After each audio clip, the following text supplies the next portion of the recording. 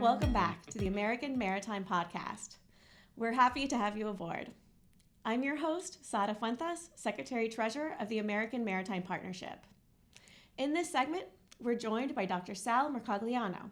Dr. Mercogliano is an assistant professor of history at Campbell University in North Carolina, where he teaches courses on maritime security and world maritime history.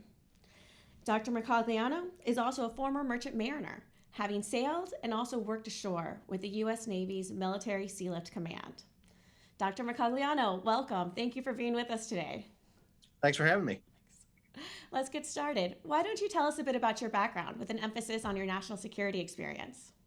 Sure. As you mentioned, I was a former merchant mariner. I graduated from the State University of New York Maritime College, sailed and worked ashore for Military Sealift Command, but always loved the idea of history. And it was during the first Persian Gulf War, where I was a mariner, that really raised the question for me is, how do we do sealift? How do we do the transportation of material in time of war?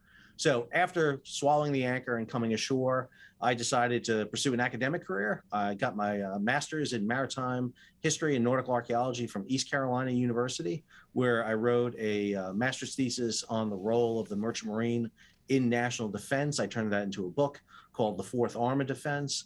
And then I went off and did a PhD in military naval history at the University of Alabama, where my doctoral dissertation was on the role of the merchant marine in the 20th century.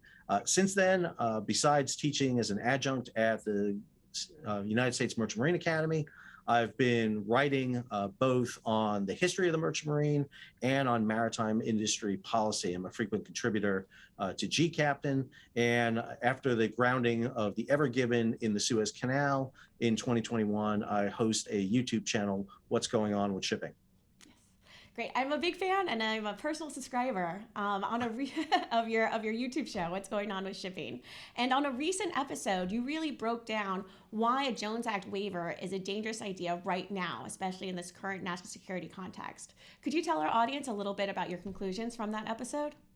Sure. So one of the issues that came up fairly recently was the announcing of the closing of the Red Hill fuel facility in Hawaii. This is a facility that was created in the midst of World War II to provide the fuel depot that would provide all the fuel necessary for the Central Pacific Drive across toward Japan and in World War II. And interestingly enough, just a coincidence, I presented a paper on World War I logistics, and particularly early World War I logistics before the Red Hill facility was in operation, and how tenuous our fueling capability was to provide replenishment to naval vessels down in the South Pacific. And what it required was twofold. It required, number one, fast oilers. These are the ships that provide fuel directly to Navy vessels. And those fast oilers actually came from the U.S. Merchant Marine.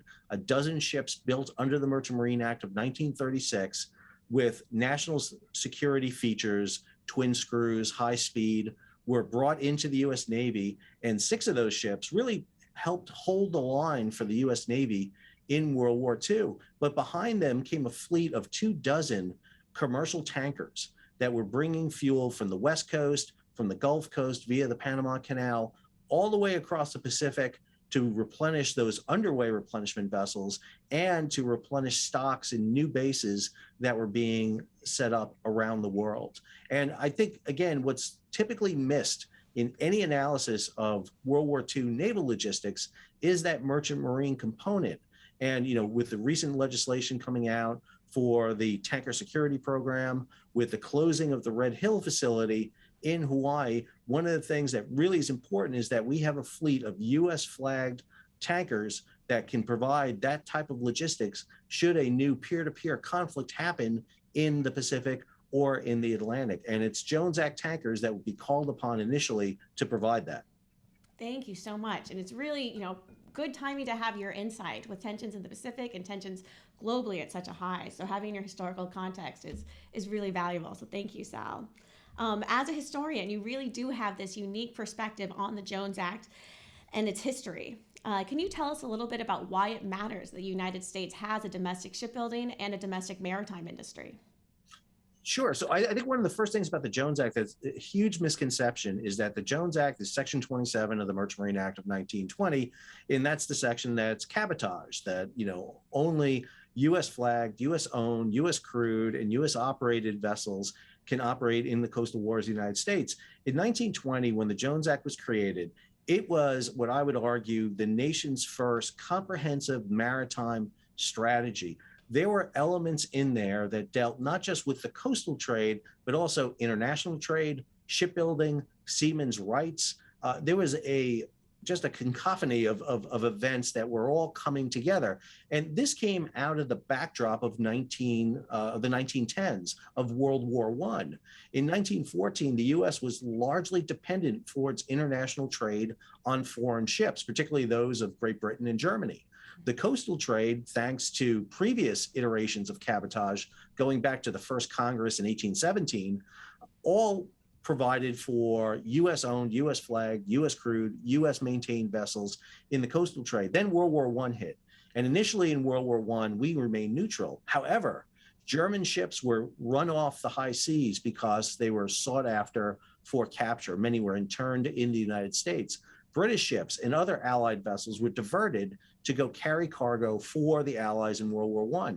What that meant was our international trade suffered. The cost to charter vessels increased 20-fold. The price for a ton of cotton increased 16-fold.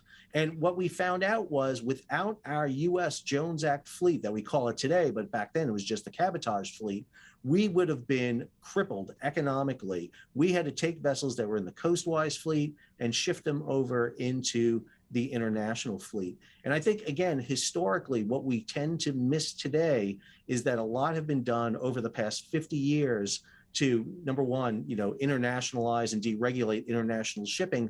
That is absolutely integrated into the coastal trade. Without building ships for the international trade, we cripple the ability to build ships for the U.S. Merchant Marine. And without that core U.S. maritime infrastructure to build and repair, it doesn't just impact U.S. commercial shipping, it impacts the military, impacts the Navy. One of the reasons we're seeing issues with U.S. Navy ship construction right now is because our commercial ship building construction is down. If you go across to China, for example, you'll see the construction of the newest Chinese aircraft carrier, and right next to her in that same shipyard are new container ships being built at the same exact time.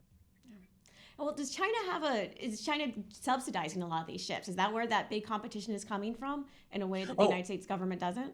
I think you have to look at a lot of issues that are in there. I mean, if you look around the world today, the three largest builders of vessels in the world today are China, Korea, and Japan. 93%, according to the Review of Maritime Transport, the UN agency that puts this out, 93% of the world's ships are built there. There's not another country except for the Philippines that builds more than 1% of the world's tonnage. And if you look in those three countries, there are different government policies that are done. So for example, China heavily subsidizes. Chinese shipyards don't have to turn a profit. So you can see, for example, from the period from 2010 to 2018, a CSIS report, Hidden Harbors, talked about the fact that $132 billion, and this is what they could locate, was given to subsidies to the Chinese government and their shipyards to build vessels. In the same time period, 2010 to 2018, the Maritime Administration, through their Title 11 shipbuilding, provided $77 million, not billion, $1 million. And that, I would argue, was very irregular. There's no way to plan for that subsidy money coming in. And Korea and Japan do very similar things through direct subsidies, through ownership, through the yards in Japan. Again, one of the things we've realized is shipbuilding has to compete not on a level playing field, but an international playing field. Yeah, that certainly makes it tough to make it for a fair competition when you have that kind of competition and the kind of subsidies. So moving a little bit broader to look at kind of our current threat environment, what do you think the impacts on logistics, on our supply chain, and on maritime security are from what's going on in Ukraine right now? Yeah, I think the Russia-Ukraine war reveals several very interesting things. So, just looking at, for example, the economic blockade of Ukraine, you're seeing a nation that's going to be economically crippled because a naval power is able to shut down access to ports to a nation. So you have that very overt military aspect. But in the case of Russia, I think it's even more interesting. So you have government sanctions, for example. You're having the nations of the United States, the European Union, Asian nations sanctioning it. But now we're seeing something new. We're seeing international corporations sanctioning Russia. We know about McDonald's and Starbucks, but what's really interesting is the largest container companies, Maersk, Hapag, ONE, are basically initiating self-sanctionings against Russia. These companies, again, we have to remember the 9 largest companies, shipping companies in the world, control 85% of all container shipment around the world. That means that when these companies decide to self-sanction, they're executing a foreign policy. They are denying the ability for Russia to import goods into their nation, which could mean in the future that should the United States execute a foreign policy decision that maybe a shipping company doesn't agree with, they may decide to self-sanction us. And we like to think we're the United States, we're the most powerful economy in the world. What would these shipping companies do? But understand, one of the things we've learned because of the supply chain crisis over the past few years is it only takes a few percentage of shipping capacity to create bottlenecks, to create disruptions. If tomorrow the Chinese Overseas Shipping Company, which is the state-owned Chinese shipping line, 3rd largest in the world, decides to boycott the United States and focus on shipments to Europe and Asia and Africa and Australia, that can potentially cripple the United States. And so again, one of the things we're seeing here is really the necessity to have a core component of U.S. shipping where we can draw upon and use it to fill gaps when all of a sudden we need them for an emergency, natural disaster, or war. That's a great observation, Sal, and it sounds like it has real implications for non-contiguous states like Hawaii and Alaska, who would be even more vulnerable in a scenario like you just outlined. I would argue, sorry, it's literally, we're almost where we were in 1920 in some cases, where we established the Jones Act in the first place, where we were completely dependent on international shipping for our foreign commerce. The difference today, Mark, is we don't have that coastal fleet of big enough size and robust capacity, along with the shipbuilding infrastructure to replace it that we need. So we're actually in a worse position today than we were 100 years ago. And, a lot of opponents of the Jones Act will sit there and say, well, there will never be another war where we have to call upon the Jones Act again. Well, again, I point you to Russia, Ukraine. Right. You never know what's next. Thank you so much, Sal. That was a really insightful discussion. And before we sign off, can you tell us what other historical and national security contexts should our national leaders be aware of before they consider any waivers for the Jones Act? I think you can take a look at a case right now that's happening real world, and that's the case over in England of P&O ferries. So P&O ferries, which operate the English British Isle ferry between Ireland and the European Union. One of the things that Great Britain did was withdraw from the European Union. They conducted Brexit. And what has happened is P&O ferries, which had been a long-stead component of Britain, P&O ferries were used in 1982 to go down to the Falkland War.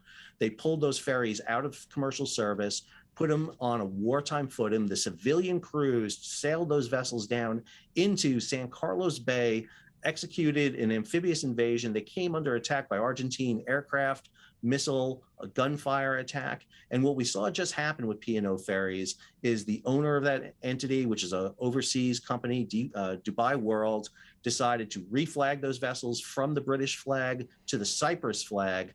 And then one morning, they announced that their ferries were going to stop sailing. They had their crews come ashore, watch a Teams video where they were all summarily fired that day and replaced by foreign crews that operate for a fraction of the price.